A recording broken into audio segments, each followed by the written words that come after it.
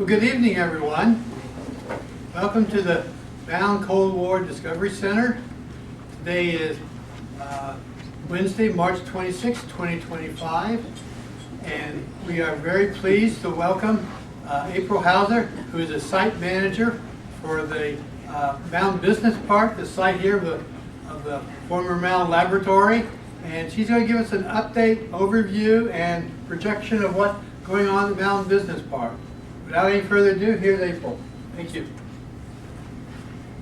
Hello, everybody. So I am the site manager. I technically work for Mound Development Corporation, which is the community improvement corporation that oversees the Mound Business Park.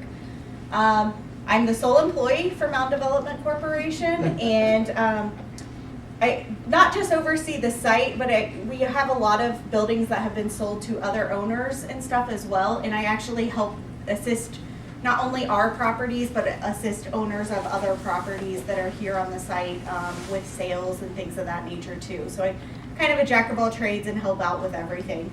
So without further ado, I will get started. I will apologize, I'm not much of a public speaker, so I do apologize in advance. Can everybody hear me okay? Mm-hmm. Okay. All right, so just obviously the experts are here in the room, but Mound, you can't really talk about what's going on at Mound today without talking about what happened at Mound before. So, you know, just a little bit of brief history. Mound Lab was opened in 1948, condensing the Dayton, and correct me if I'm wrong, everyone who knows more than me in the room.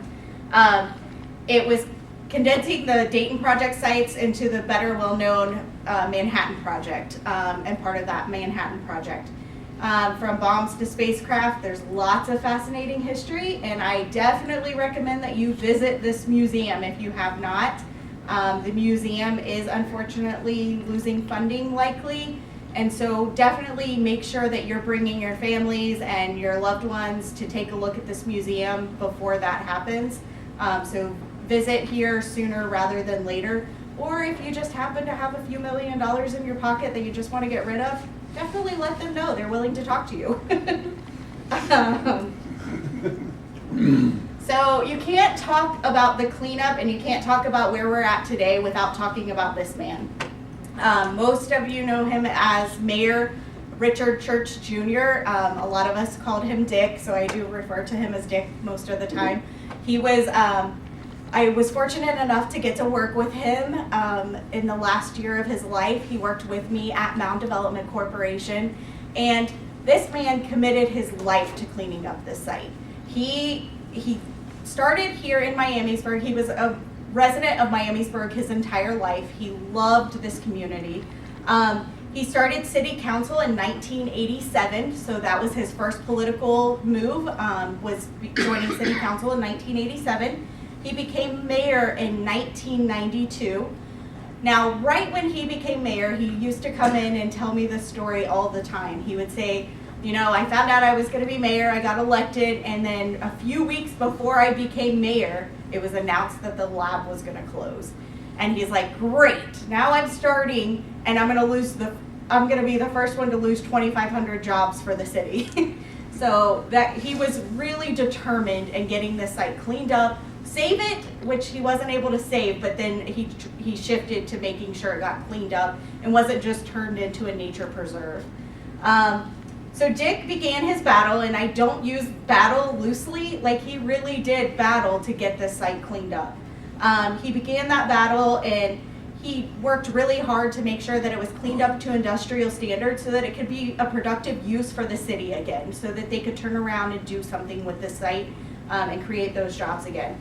He served as mayor for 28 years, and in that time he made countless, absolutely countless trips to Washington, D.C., talking to our congressional leaders, working with other communities. He was a founding member of Energy Community Alliance, which is now an international program that brings all of the communities such as ours together to talk about their sites, how it's getting cleaned up, what's the best approach to getting the cleanup, and how we can all work together as one voice so that we're getting our point across to the federal government. So Dick really worked his entire life to do that. And that Energy Community Alliance I'll touch on a little bit again towards the end, because we're still very active in that because of him.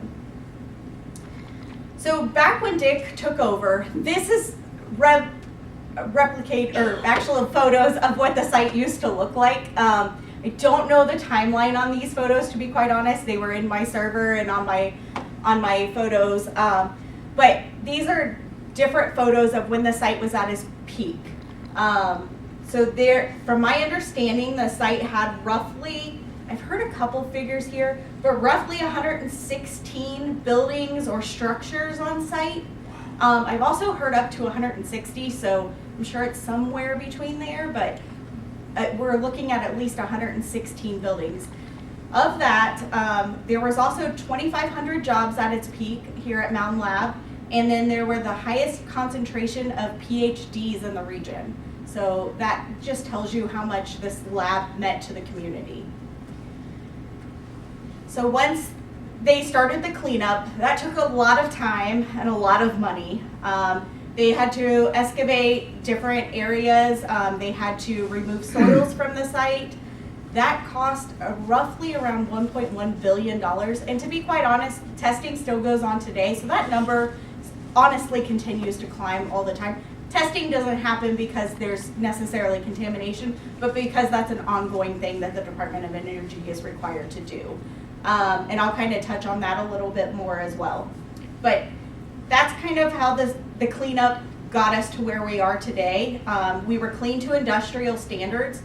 So this site will not be a site for homes. You'll never see homes built out here because that's not what it was clean to. It was clean to industrial standards, so it's made for companies only. So this is more representative of what the site looks like today. These are more recent photos. We only have 10 buildings of the 10 of the original structures left on the site. Of those 10 buildings, Mound Development Corporation still owns 3 of those buildings. Those 3 buildings are leased out. We did build one additional building that we own. This building is one of the buildings that we own. We own COS for those who did work at Mound, which is Central Operation. No. So Operation Support. Operation Support. Okay, I was like, I'm going to say this wrong. So Central Operation Support. If you're driving by and you notice the Mound Advanced Technology Center sign, that's that building. That's where my office is located. We also did build a flex building, which is actually in this area here, right across from the pond. That flex building was built a little over 20 years ago. It is fully leased. But that is one of the projects that Mound Development Corporation did. It has been the only new development building that has been on site since the closure, to date anyway. So, go on to, so the growth of the site, we've had ups and downs. As with any process, when they were turning the site over to us, there were lots of companies that did spin-off companies. Excelitas, which I think some of you are familiar with, was one of those spin-off companies. Precision Joining, we have Mound Technologies. So there's lots of spin-off companies that came out of that we saw that growth initially, and then it kind of dropped down again for a little bit, and now we're really starting to see that trajectory go back up on businesses that are coming into the site. This is that building I was talking about, the Mound Advanced Technology Center. That's where my office is housed and several of the businesses. Right now, we're kind of a mixed technology and mixed use makeup. We have everything from DoD contractors on site to roofing companies. So and everything in between. We try to concentrate more on the advanced technology side, but there is opportunities for other companies to come onto the site as well. So it's a good mixed array.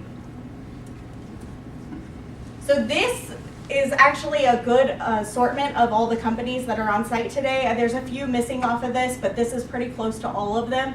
Excelitas was just purchased by Teledyne Technologies. Teledyne is a larger defense contractor that is out of California. They just purchased Excelitas, and we're hoping to see some growth there with that purchase and that acquisition. But you have Mound Technologies, you have, obviously precision joining that I talked about. You have the woodworking shop, which builds cabinets for hotels across the country. So you have lots of different things going on. We have lots of engineering firms on site. And like I said, we have some other companies as well, such as a roofing company. We do have, in our collaborative space, we have an HVAC company. But the property itself is 306 acres. We're represented by 36 businesses currently, as of today. And we have over 410 employees on site.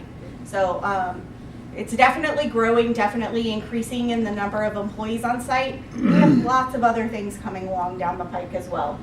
One of the things that we just recently did was a collaborative space.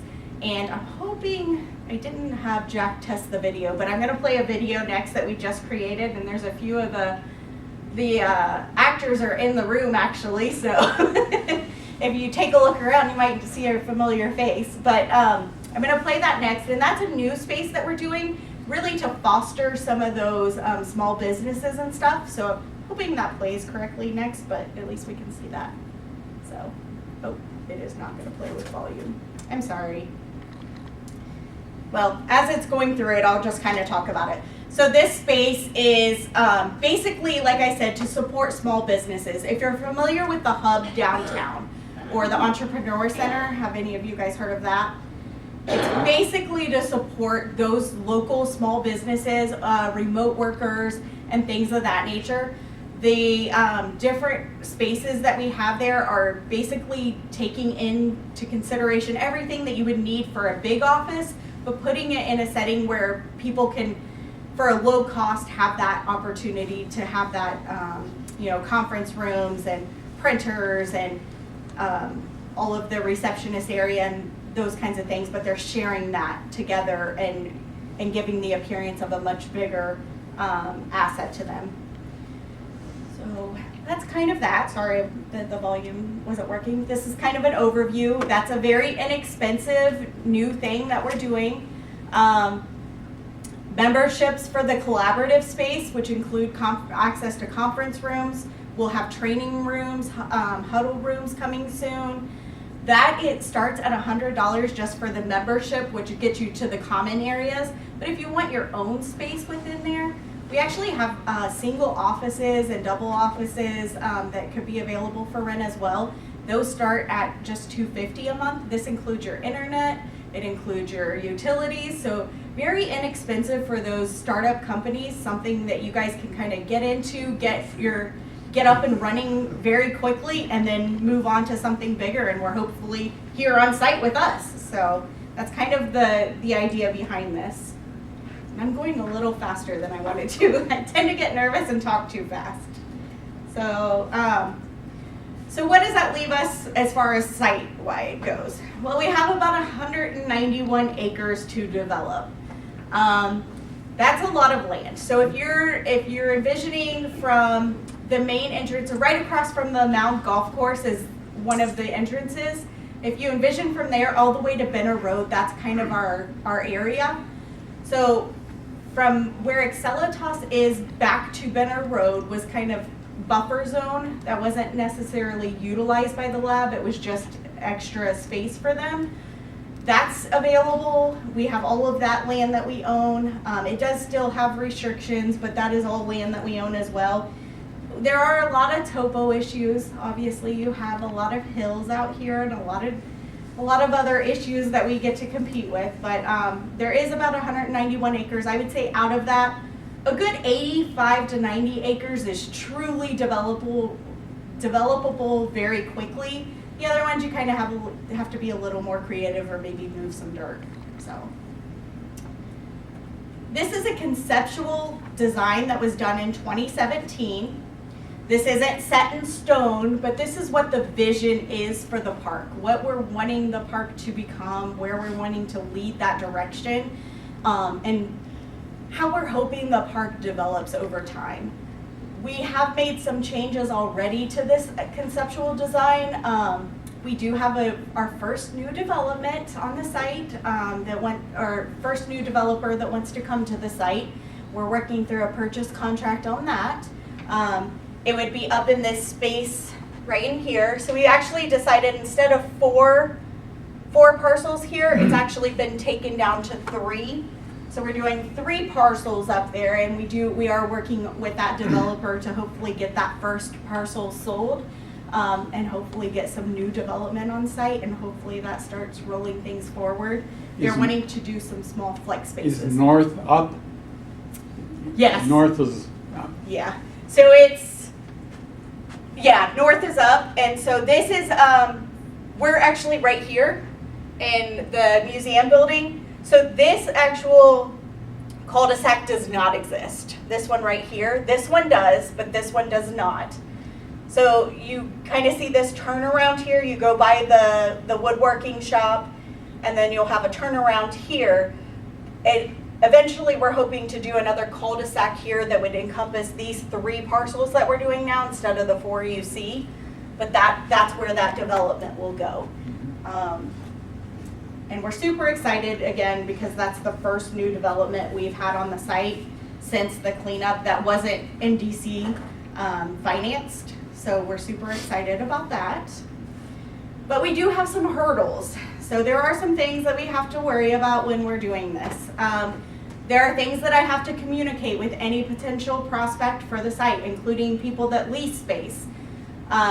We are prohibited from removing soil from the site. No, that doesn't mean there's something wrong with the soil or anything like that. That just means that they can only test. They don't test every single inch of the soil. They only test certain areas and make sure that everything's okay and to the standards that they like. But out of caution, they encourage us not to remove, or they require us not to remove soil from the site. We're also prohibited to use, consume, or provide exposure to groundwater. Groundwater is 250 feet below the ground. So I'm not talking about runoff water from the rain or anything like that. I'm talking about the actual aquifer that sits below us. There is a small plume that is within the site that stays under the site currently. That's why Department of Energy is still out here. They test that monthly on a regular basis to make sure that plume is disintegrating. There's also a plume under, if you're familiar with Fernald, so the Hamilton area, there's a plume under that area too that's in the same aquifer. We actually share the same aquifer. So that is something that is real, and that is why the Department of Energy stays out here and continues to monitor out here. Again, I told you guys we're limited to industrial commercial use only. In addition to these rules, there's also specific rules for T-building. T-building, I get lots of questions on. If you're not familiar, it's the underground building. We do have an underground building here on site. T-building has specific areas where the room is painted, the room floors are painted red. And that's painted red because they're not able to remove the concrete from those areas. If you are familiar with asbestos, if you don't bother it, it doesn't cause any issues, but if you disturb it, then it causes issues. So it's sort of that same scenario, where as long as it's not disturbed, then it's not creating any issues. Not to say what those issues are. I'm not a scientist. I don't know. My background is real estate. So I don't know what those issues, if it were disturbed, would be, but there are restrictions on those concrete areas. And then also ongoing access for Department of Energy, EPA, Ohio EPA, and Ohio Department of Health. So the Department of Energy has a contractor called RSI that is out here. They're on a trailer, actually still on the only piece of parcel that they still own here in the area. That is, we're actually in the process of getting that parcel, but they still have a site here. They still have people come out and test the groundwater. They test all the wells that you see throughout the property. I will say, if you look into that information, again, not a scientist, don't speak for them by any means, but those numbers are getting better and better with every passing year. And they're actually talking about dwindling the number of wells that are tested, taking down the number of times that they have to test those wells. So that's all great news for the community and great news for the site. So we're super excited about that. Some of the other things that the Department of Energy does is an annual site walk down. So every single year, we have the Department of Energy host a site walk down where the Ohio EPA, federal EPA, Ohio Department of Health, and other stakeholders come out here. And we walk the T building area because they physically have to inspect that every year. So we walk the T building, we walk the other areas. There are other areas on site that they walk just to take a look around. And then they also do a public hearing, which I believe is coming up. I don't think the date has been published yet, but they do a public hearing every year in case people have questions, where they'll come in here and they'll answer questions for people in addition. But that's some of the things that we have to deal with when we're talking to prospective clients about purchasing land out here or developing out here, because there are limitations to some things that they can do. We can't do food production or anything like that. So there are some limitations, and that sometimes scares people a little bit, but it's honestly nothing to be afraid of if you're familiar with brown sites, and a lot of developers are, and they're pretty comfortable with this type of site. So what kind of properties do I have currently? So we don't own any properties at the moment that are for sale or lease, but I do have some sites for lease in our COS building. Those are labs and office space that I talked about. But we don't have anything for sale. The properties that are for sale currently are for sale by their owners, their private owners currently. So we have a few different parcels. We have the top one is what I call the bunker building. I don't know what you guys called it technically before, but I call it the bunker building. It's a half underground building that's built into a hill here. It's this top picture here. It's a little over 6,000 square feet. It's on over 5 acres, and it's kind of nestled behind that cul-de-sac I was showing you guys. It's actually back that cul-de-sac. That's where Entrust Roofing currently is. I know that they have their building listed for sale. I don't have the prices here. If you want to talk to me afterwards, if you're interested in buying a building, let me know. But I don't own these, so I didn't want to post prices, and I didn't want to post leasing options because I don't know what those owners are expecting. Nor do I have control. 930 Capstone Drive is right next to the COS building. That is an old calibration building. It is over 16,000 square feet. It is fully vacant. The other two do have people in them currently. This one is fully vacant at the moment. The owner is there quite often. He's willing to lease, and he will entertain sale offers, but he's not quite sure what he wants to do with the property. He just purchased it about a year ago. So we're still waiting to hear. And then 930 Caps, oh, I'm sorry, I didn't change the address. So I think it's actually 480 Vantage Point. I am so sorry. That one's just over 5 acres as well. That is a huge building, if you're familiar. We called it OSE, or you guys called it OS East. I say we because sometimes I feel like I'm part of the family, but I wasn't really there. It's OS East. It used to house the cafeteria for the Mound Lab, so it has a commercial kitchen, it has an auditorium, it has beautiful conference rooms and beautiful views overlooking the entire city of Miamisburg. There is currently, I believe, only 6 or 7 employees in the entire building. Pinnacle Architects owns it, and they only have their office in there currently, so they have lots of space available. But an absolutely gorgeous building with fantastic views.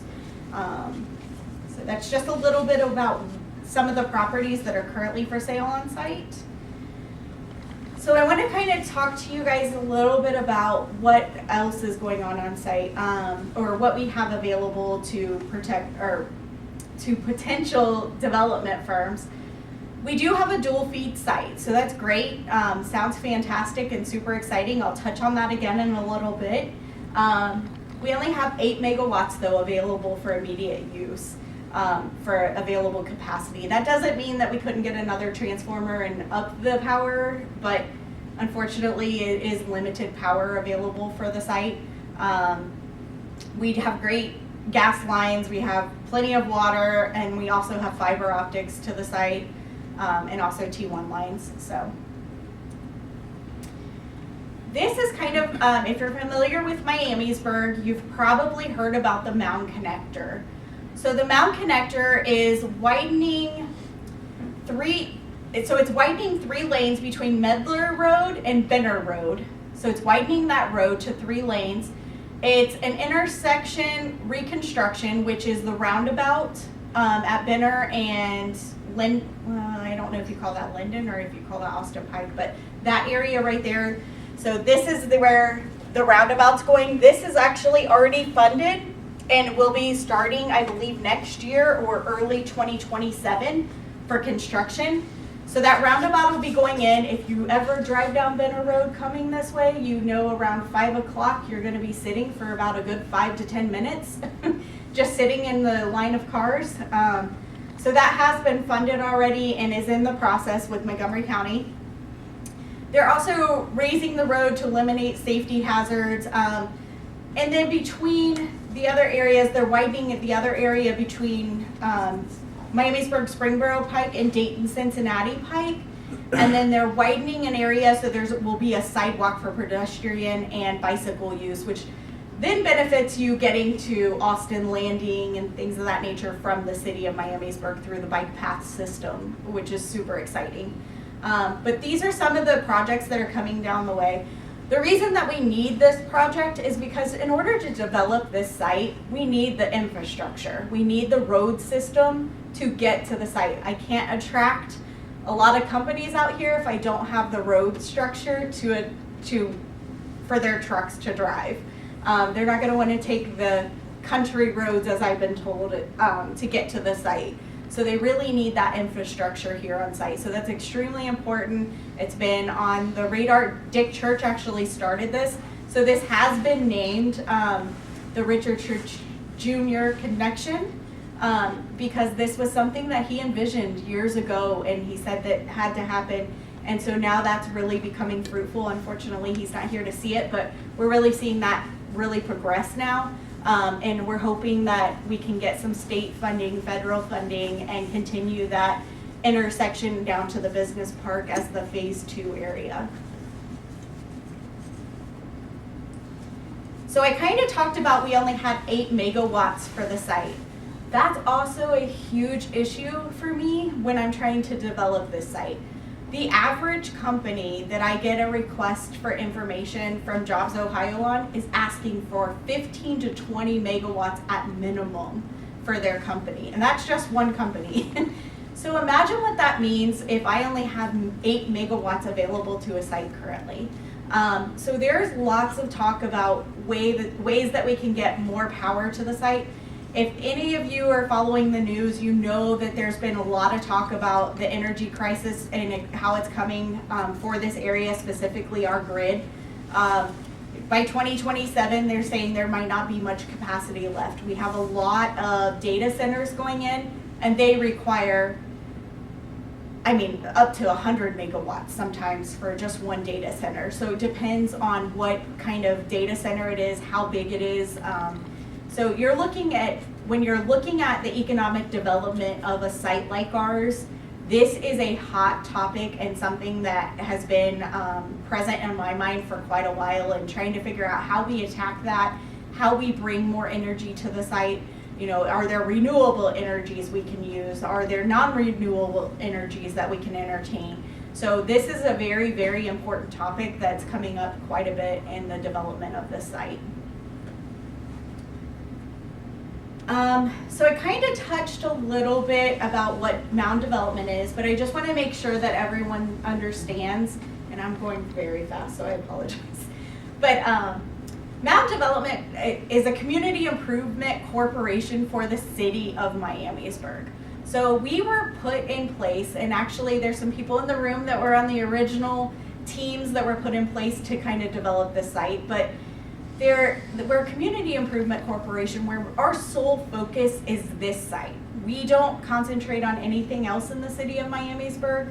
Everything that we do centers around how we can help this site become its peak again, and what we can do to attract jobs that then in turn help the community have more funds so that they can do more things as well. I'm overseen by a board of directors, and I also have an executive committee that meets monthly. We do have public meetings. Those are advertised in the paper, and you can also check our website for those schedules if you're ever bored and want to stop by and hear what we talk about. But yeah, I'm overseen by an entire board. A lot of my board is made up of city officials that are required to serve on my board, and then we have some private individuals as well. I do have a few board seats available too if anyone's looking for something to do. So we are fully self-sustaining. I do not receive any city funds. I don't receive government funds. Everything that we do is literally every money that we collect is from selling a property or leasing a property. So our sole focus, prior to me starting, they had sold several properties off. So there's a lot of properties that have been sold to individual owners already. But like I said, we still own 4 of those buildings. So all of my income is driven basically by those 4 buildings and management of those, leasing of those, and then if we do sell anything else, then those sale funds. We are a huge supporter of the community. So this one, I just happen to have a lot of photos from the police department doing work down there. But in our basement, currently we're allowing regional SWAT and police department to operate out of there. We also have an area that the fire department uses for just a training area that they kind of walk around and pretend like there's burns and things of that. So we're a huge supporter of the community. We're trying to give back, make sure that we're allowing these different organizations to use our space and trying to help them out as well. So that's been a huge driver in some of the things that we do as well. And then Energy Community Alliance. Jackie, who previously ran the museum, got to go on a few of these tours with me, and some of these photos contain us in them. But Energy Community Alliance was something that Dick envisioned when he was starting the cleanup process here. And how can we get people to listen to us? Well, when you're just one person and you're in Washington, they don't really listen so much. But when you're a big group of people and you come to them and you talk to them, they start paying a little more of attention. And so Energy Community Alliance was kind of born out of that idea. And we still meet today. I'm actually going to an event here in April that's a new nuclear topic. So they're talking about small modular reactors and kind of how nuclear is leading forward and how we can use that new technologies to power some, maybe there's potential. I'm not saying there is, so don't hear that, but maybe there's potential for that's a way that we bring energy back to the site or something like that. But these community events have taught me so much, and then also about the legacy of Dick and how far and how wide that was. That was a he was a huge contributor to not just the city of Miamisburg, but the entire United States and all those communities and bringing them together. So, and I think the next is just my personal goals and what I want to do with the site. So Dick's dream was to have 2,500 jobs on this site. That's now my dream. I want to see his vision through. Hopefully I make it. So far we're not quite there. We're nowhere close, but my dream is to get there. I want to see his vision through, and I want to see this property become a contributing factor back to the city instead of just a bunch of land that's vacant. And I want to see that new development. I want to see that available acreage build up. I want to see those companies come back into the site. We're super flexible. We have unique financing options. MDC is really flexible in the things that we can do and the things that we want to do to help bring jobs back to this community. So if you know of anyone who's wanting a space or wanting land to create or to build a building, definitely talk to us, because we're willing to work through some of those topics and see if we can come up with something that can help people that's not necessarily traditional. And then privatizing the park. Eventually, when I took on my position, MDC is something that will likely go away at some point in time. So when I took my job was essentially to work myself out of a job. And that's kind of an ongoing joke. Hopefully it takes another 20 years because I don't want to retire for at least that much longer, and I love my job, but you know, that is something that I work for every day. I don't make decisions that benefit me personally. I make decisions that hopefully benefit the site, that will drive this site into the future instead of personal growth or, you know, I just really have a vision for the site that I want to see go through. So the rest is up for questions. So I know that was kind of fast, but yeah.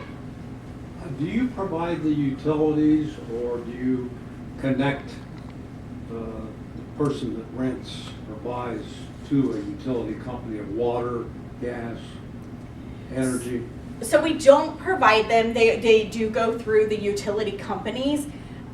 With that being said, though, most of the sites, there are options for us to use maybe some grants or government funding or inventive ways to help get a developed site, maybe get them the utilities they need. We're always open to, you know, if a company needs to be able to connect to gas or water or something like that when they're developing their site. A lot of developers will do that themselves, but if they need, a smaller company needs that help, we're willing to kind of support that and move forward. We're very open-minded in our structure and how we approach things, and we try to do our best to encourage and grow the site. So, but yeah, so you would have AES is the electric company. You have the gas company, I think is Centerpoint, and then Miamisburg Water. So, yeah, it is on Miamisburg Water. So, as long as they don't use a lot of water, it won't be too expensive. Well, when you look to grow the energy supply, is that going to be through a utility, or are you thinking doing something here? We're throwing around a few ideas. You know, we do have a solar array that DP&L put on site a little over 20 years ago that they have now turned over to us. It's not big enough and it's getting older in age that it's not producing a ton of energy anymore. I would personally, and this is a personal statement, I would personally love to see alternative ways for energy to come to our site. What are some alternative ways that we can get energy here that I could help attract more companies? You know, AES is willing to work with us to get more transmission out here if we needed it, but they're going to be limited. If you've followed the news at all, that there's an energy crisis coming. We don't see it today, but it is coming down the line. So, you know, how can we bring energy? And we're open to different ideas there. So,